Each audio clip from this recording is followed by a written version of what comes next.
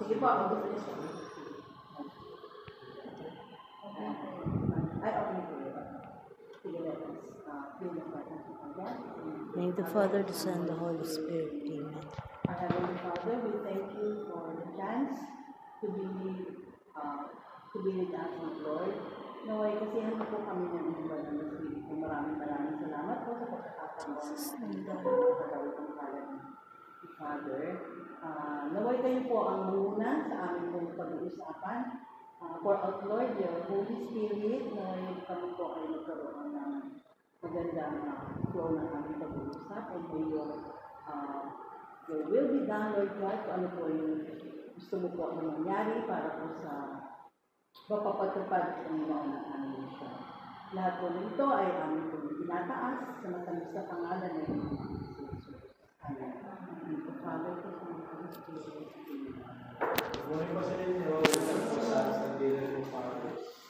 Patuloy po sa ating Paris for the day of the University. Tuloy sa natin.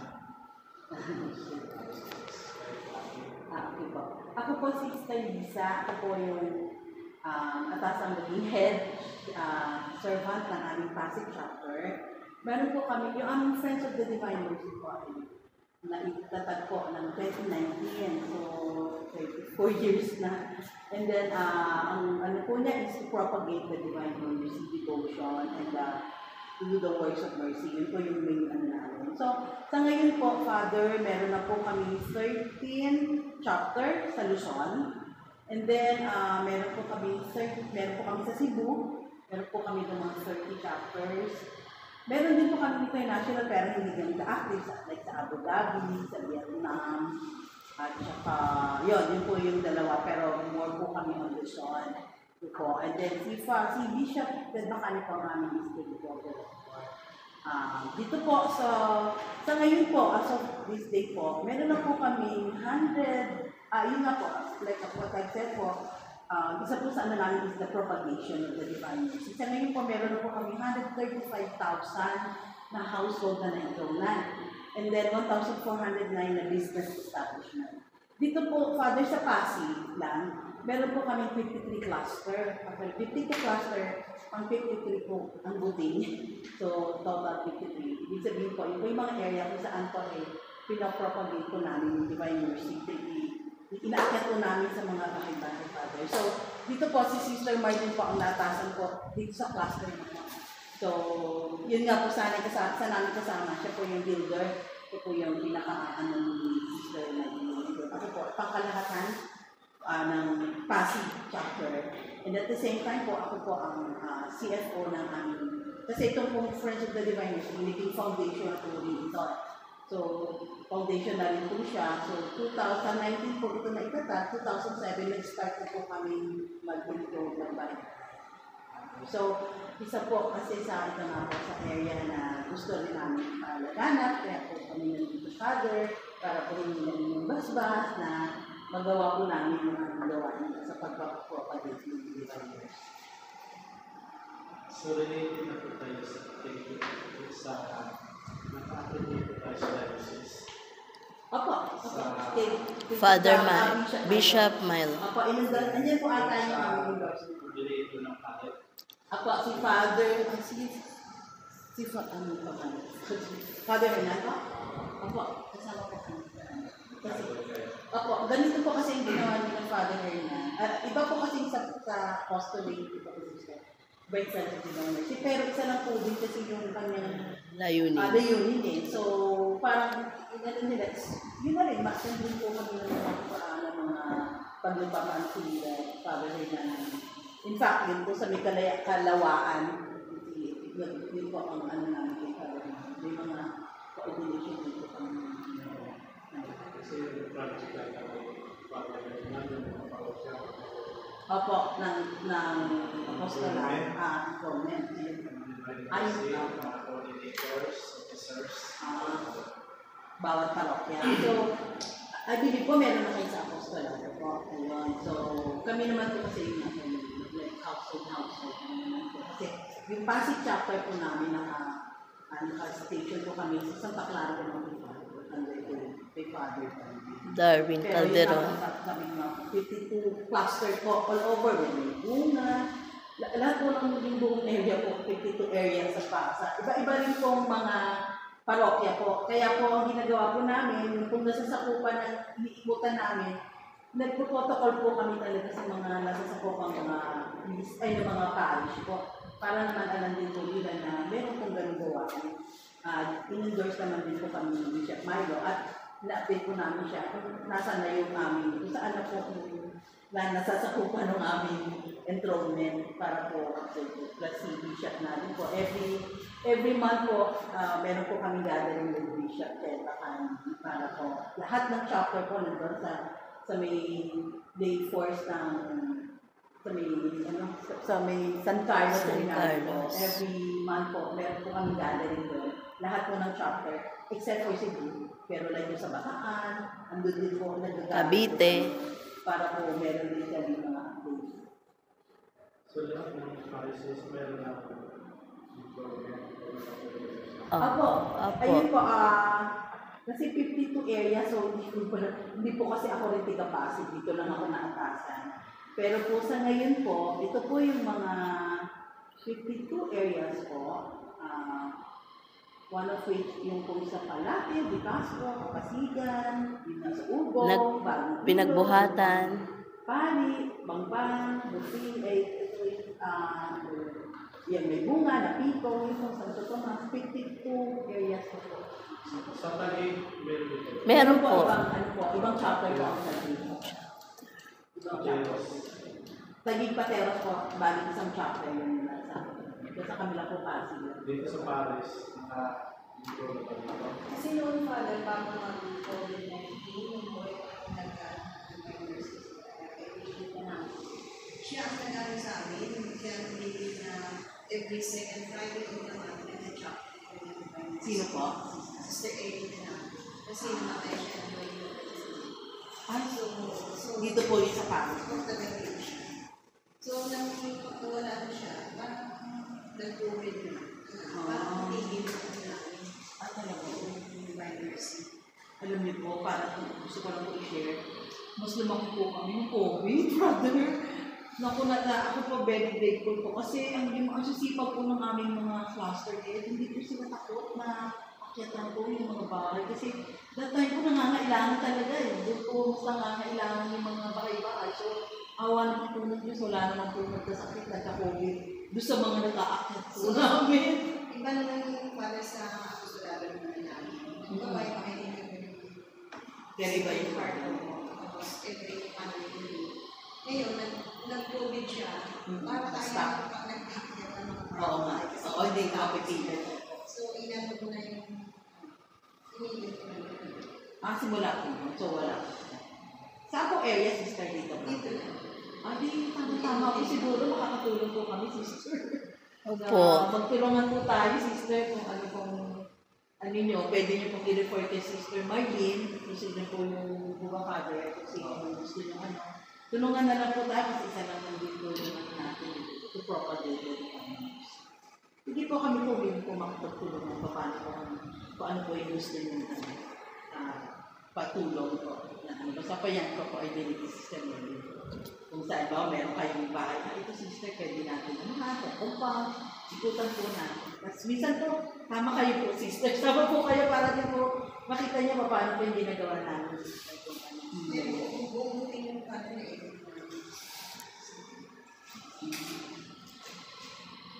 Kasi nga gusto nyo po, ito po may mga sharing po kasi marami pong sharing kami na nangyari na nisunog, sister nito. Tinakataon ko may yung divine mercy sa isang bahay. Naku po, nakakakilabot po. Kasi kung saan po yung may divine mercy, Father, talagang hindi nasunog.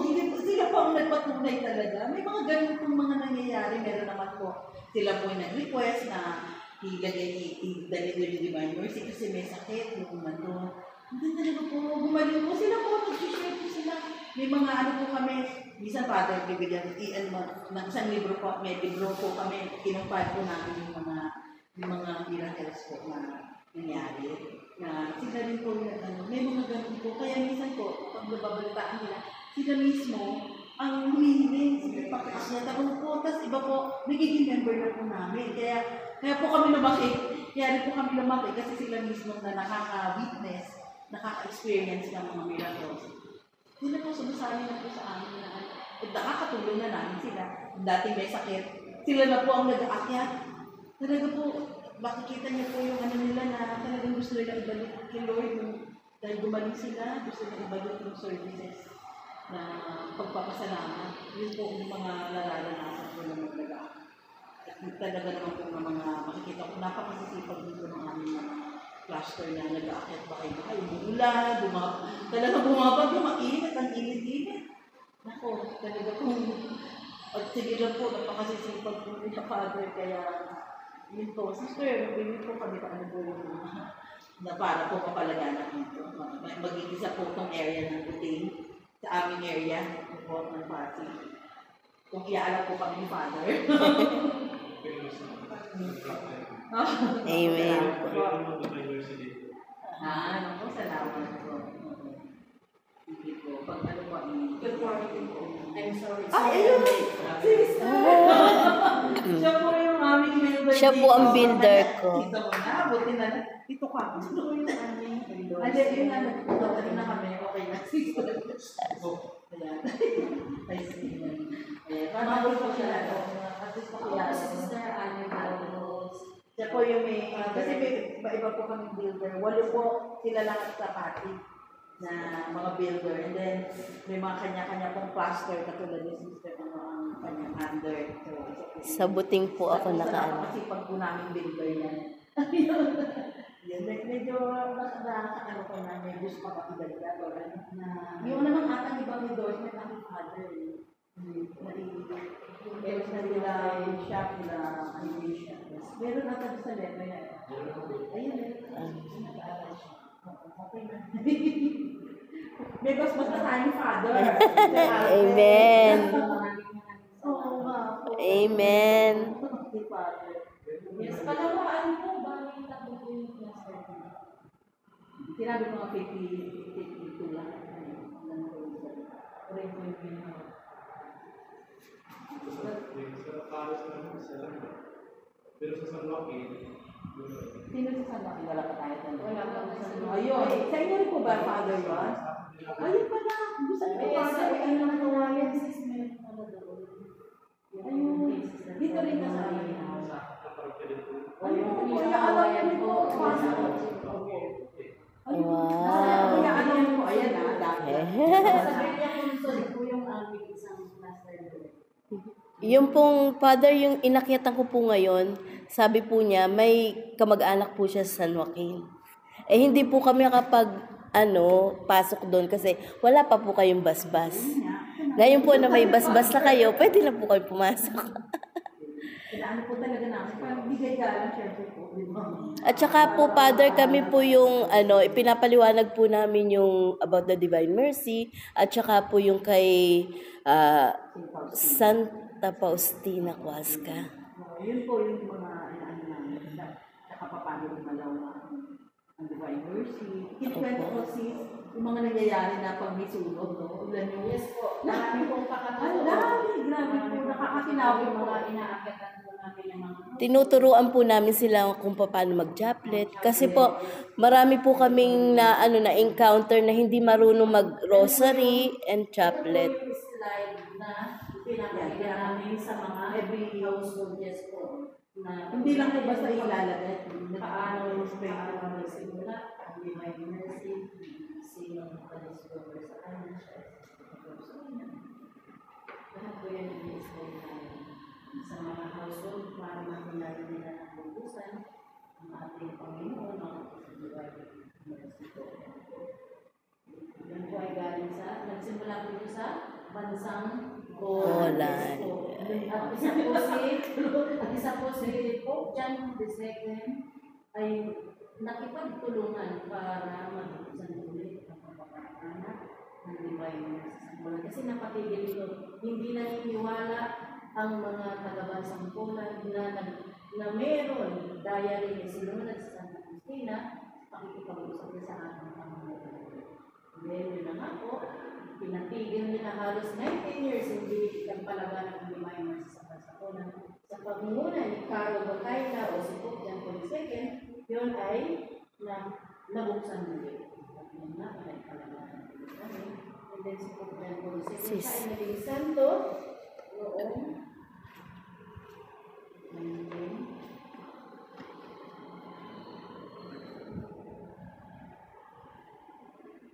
kasi sumigilan, di ba po yung Second World War at doon sa bansang Poland, mayroon na lang lugar doon na tinaniman ng bomba, hindi po yung sumabog dahil doon natulog sa ang pagpapalaganap ng Divine Mercy. Then yun na po. Kasi nga ako dito sa Pilipinas, medyo umaan na. Pati po rin kasi sa mga offices, Father, kung meron po kayo gusto rin endorse na office na gusto nilang akyatan, pwede po rin namin. Mga offices po, like, kahit nga po, Father, sa PNP, nakakatuwa lang po talaga. PNPB na yun, Father. Si Kapitan po. Si Kapitan po. Gusto niya pong magpa-akyat sa barangay hall niya. So, sige po, Father, yun lang po ang yun lang po. Maraming salamat po Sa basbas po. Maraming salamat po sa kanya. Kung meron po kayong question, Father, or gusto niyo pong clarification, Yes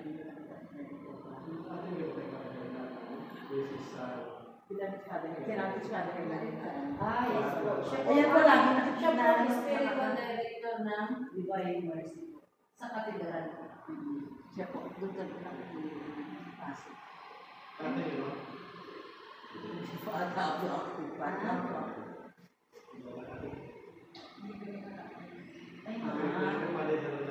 Opo, ano po yun? Every month po may mga opo. So, hindi pa sila nakakita. Hindi ko pa alam na. Hindi ba tayo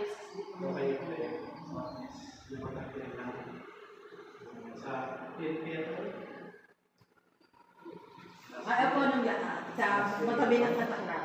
Lahat ng mga Sa amin po, sa kataklan po ginawa. Opo. Every month po yun. Hindi po ato. Hindi niya po. Sister, bigay mo sa akin FB mo. Po-forward na kita pag ano. Gusto mo, para updated ka, sister. Oo. Ayan, ano si sister? Ano, sister, ano po na ano Ida? Sister Ida. Father, naakyatan ko na po si Sister Yoli. Yoli yung dyan po. So, Sister Ida, pag Apo. ano, kung yung ibigay mo, Castanyo. para kung ma-update din namin kayo, o sister, meron po tayo na yun. Para tulong po namin din para ng father kung ano. I-update namin si sister. Mamaya usap na lang kayo para... Tapos sister Lida, kung meron kang mga yun nga, gusto mo paakyat kahit office ano mo lang sa amin. Ayun, pala eh. Si Kapitan gusto niya ano sa kanyang barangay hall. Si Kapitan ano po, dito sa Buting yung Kapitan. Opo. Basta ikuan mo na lang kay sister para siya na yung tigaan. Opo. Pareho na naman tayo na. At least magtuto mga tayo, sister. To propagate the divine.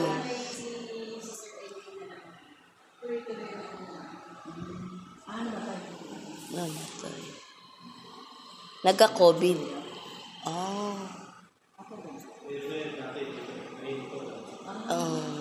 Sa ano, dire-dire. Ay, amen. Buhayin natin. Sister. Oo. Father, sige mo, buhayin natin. Hindi ano natin. So, pag meron din po kayo pwede po ito na para katulog si kasi isa lang po ito eh. Siyempre, di ba? Ganun. Kung meron po kayo mai-refer na yung parang coordinator para at least maano natin na simultaneous yung pag-act. Dito ka paano pa. Sa bahay-bahay lang, walang problema. Meron kayo wala. Pero kasi weekly po kasi father mag-extend ng isang week. Tapos lilipat. Ganun din ako. Ganun din sa inyo.